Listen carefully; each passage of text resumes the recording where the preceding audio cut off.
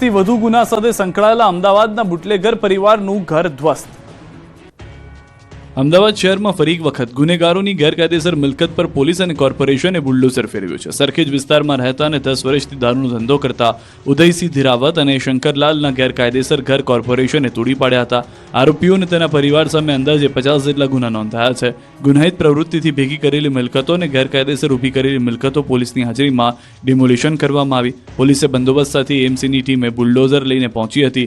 વર્ષોથી સરકારી જમીન પર આલિશાન ઘર બનાવી દીધા હતા, તેને જમીનદોસ્ત કર્યા હતા। આ જ ઘરમાં જ બુટલેગરો દારૂનો વેપલો કરતા હતા, તેના પર તંત્રનો હથોડો ચાલ્યો। પોલીસના કહેવા પ્રમાણે ઉદયસિંહ સામે 17, તેના પરિવારના અન્ય સભ્યો સામે 10, જ્યારે શંકરલાલ સામે 10 અને તેના પરિવાર સામે અન્ય ગુનાઓ નોંધાયેલા છે। ઓખામાં ફરી ચાલ્યું દાદાનું બુલડોઝર। ગુંડાઓ અને બુટલેગરોની કમર ભાંગવા માટે દાદાએ બુલડોઝર વાળી કરી છે। દ્વારકાના ઓખામાં ફરી એકવાર બુલડોઝર એક્શનમાં આવ્યું હતું। અહીં અસામાજિક તત્વોના ગેરકાયદે દબાણો પર કાર્યવાહી કરવામાં આવી છે। બુટલેગર તેમજ અસામાજિક તત્વોના દબાણ પર બુલડોઝર ફરી વળ્યું હતું। ઓખા સમુદ્ર વિસ્તાર આસપાસ અસામાજિક તત્વોના ગેરકાયદેસર દબાણો દૂર કરાયા। ગેરકાયદેસર રીતે બનાવેલ જેટી તેમજ 2 જેટલા મકાન અને કમર્શિયલ બાંધકામો તોડી પડાયા। તંત્રની કાર્યવાહીથી અસામાજિક તત્વોમાં ફફડાટ ફેલાયો। આ તરફ ઉમરપાડામાં મહારાષ્ટ્રના ખેડૂતોએ કરેલા દબાણો દૂર કરવામાં આવ્યા। સુરતના છેવાડે આવેલા ઉમરપાડા તાલુકામાં મહારાષ્ટ્રના ખેડૂતોએ કરેલા દબાણ દૂર કરાયા। ગુજરાત અને મહારાષ્ટ્ર હદ પર ગુજરાતના જંગલ વિસ્તારમાં મહારાષ્ટ્રના ખેડૂતોએ દબાણ ઊભું કર્યું। છેલ્લા 11 વર્ષથી મહારાષ્ટ્ર અને ગુજરાતની બોર્ડર પર આવેલા ખોટારામપુરા, વડગામ, કાશી, રૂઢી સહિતના ગામ નજીક 500 હેક્ટરમાં મહારાષ્ટ્રના ખેડૂતો ખેતી કરી રહ્યા છે। સ્થાનિકો દ્વારા આ બાબતે ઉગ્ર રજૂઆત કરવામાં આવતા સુરત વન વિભાગ હરકતમાં આવ્યું। હાલ સુરત વન વિભાગ દ્વારા દબાણ દૂર કરવાની કામગીરી હાથ ધરી છે। જેસીબી મશીનથી ઝૂંપડાઓ તેમજ જંગલમાં વાવેતર કરેલ પાક દૂર કરાઈ રહ્યો છે। અમદાવાદના નિકોલમાં ગટરના પાણી મુદ્દે કોંગ્રેસે કર્યો હલ્લાબોલ। ડેપ્યુટી કમિશનરની કચેરીમાં તડાફડી બોલાવી દીધી। સ્માર્ટ શહેર અમદાવાદના નિકોલ, ગોપાલ ચોક સહિતના વિસ્તારમાં ગટરિયા પાણીની નદી વહી રહી છે। 1-2 માસથી રોડ પર ગટરનું પાણી ઉભરાઈ રહ્યું છે। આમ છતાં એમસી દ્વારા કોઈ કામગીરી કરવામાં ન આવતા અંતે કોંગ્રેસે પાણી મુદ્દે પાણી બતાવ્યું। અમદાવાદના નિકોલ વોર્ડમાં ગટરના પાણી મુદ્દે કોંગ્રેસે હલ્લાબોલ કર્યો। વિપક્ષ કોંગ્રેસ દ્વારા વિરાટનગર પૂર્વ ઝોન ઓફિસ ખાતે વિરોધ પ્રદર્શન કરવામાં આવ્યું। ભાજપ હાય હાય અને ધારાસભ્ય હાય હાયના નારા લગાવી તેમજ બેનર દર્શાવીને વિરોધ કર્યો। ડેપ્યુટી કમિશનરની કચેરીમાં તડાપીટ બોલાવી હતી। સાથે જ વિપક્ષ નેતા શહેજાદ ખાન પઠાણ સહિતના કોંગ્રેસના નેતાઓ અને સ્થાનિક લોકો દ્વારા મ્યુનિસિપલ કમિશનર સમક્ષ ઉગ્ર રજૂઆત કરી।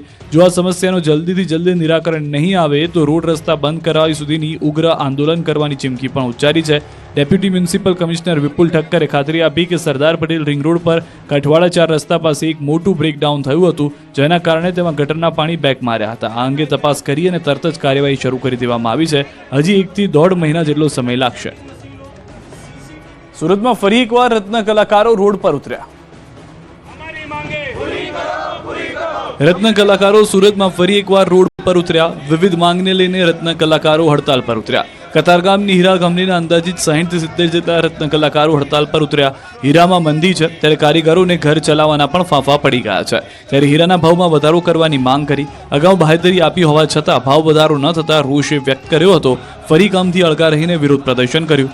સુરતના કતારગામ વિસ્તારમાં આવેલા ગોતલાવાડી વિસ્તારમાં સ્થિત HVK ઇન્ટરનેશનલ ડાયમંડ કંપનીના લગભગ 100 જેટલા રત્ન કલાકારો હડતાલ પર ઉતરી આવ્યા। રત્ન કલાકારોનું કહેવું છે કે કંપની દ્વારા 1 એપ્રિલે ભાવ વધારો કરવાની ખાતરી આપવામાં આવી હતી, પરંતુ 10 એપ્રિલ પછી પણ કોઈ કાર્યવાહી થઈ નથી। તેમણે ફરીથી હડતાલનો માર્ગ પસંદ કર્યો છે। સુરત ડાયમંડ વર્કર યુનિયન દ્વારા લેબર કમિશનરને રજૂઆત કરી ભાવ વધારો નહીં કરવામાં આવે ત્યાં સુધી કામથી અળગા રહેવાની ચીમકી ઉચ્ચારી। મહત્વનું છે કે હાલ કારીગરો એક ડાયમંડ તળિયાના 16 રૂપિયા 50 પૈસા ભાવે કામ કરે છે। આજના મોંઘવારીના સમયમાં ભાવ પર પરિવારનું ગુજરાન ચલાવવું અત્યંત મુશ્કેલ બન્યું છે।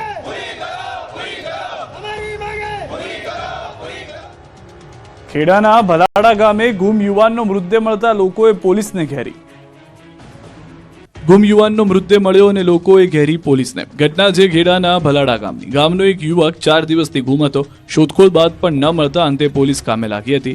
4 દિવસ બાદ ગુમ યુવાનનો ગામના ભાગોળમાં આવેલા કૂવામાંથી મૃતદેહ મળી આવ્યો। આ અંગેની પરિવારજનો અને સ્થાનિકોને જાણ થતાં લોકોમાં રોષ ફાટી નીકળ્યો। મોટી સંખ્યામાં લોકો એકત્ર થઈને પોલીસને ઘેરી લીધી। પોલીસ ફરિયાદ કરવા છતાં કાર્યવાહી ન કરવાના આક્ષેપ સાથે લોકોએ પોલીસ સામે આક્રોશ ઠાલવ્યો। યુવકની શોધખોળ મુદ્દે હોબાળો મચાવ્યો। પોલીસને ચારે બાજુથી ઘેરી લેતા પોલીસને પરસેવો છૂટી ગયો। બીજી તરફ તપાસ કરતા સામે આવ્યું કે ગ્રામ પંચાયતમાં સીસીટીવી બંધ હાલતમાં હતા. ગામમાં લાખો રૂપિયાના ખર્ચે 6 મહિના પહેલા સીસીટીવી લગાવ્યા હતા. તે કેમેરા બંધ નીકળતા અનેક તર્ક વિતર્ક સર્જાયા છે. યુવકનું શંકાસ્પદ મોત નીપજતા હત્યા થઈ હોવાનો પરિવારજનોએ આક્ષેપ કર્યો છે. રાજકોટની સૂચિત સોસાયટીને ડિમોલિશનની નોટિસ મળતા સ્થાનિકોમાં રોષ.